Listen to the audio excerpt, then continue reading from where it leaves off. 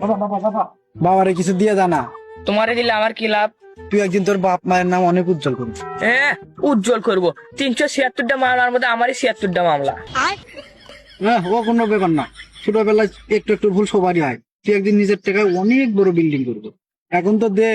নিজের নামে বিল্ডিং আসিল, যখন থেকে নিজে কাম করা শুরু করছি তখন থেকে ভাড়া বাড়ির থাকি।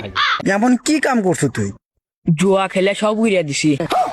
আরে তোর বাপ মা অনেক খুশি থাকবো, এখন তো নিয়ে আয়। সবকিছু ঠিকই আছিল, মা বাবার বিয়ার পর থেকে ঝামেলা শুরু।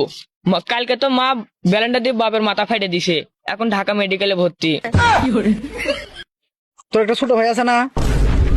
চাচা, আপনি কেঙ্গার জানলেন? আমি সব জানি। তোর ছোট ভাই একদিন তোর জন্য অনেক বড় কিছু করবে, এখন তো দে না। অনেক বড় কাজ তো করছে। কি? 3 সালের মা এখানে পলাইছে।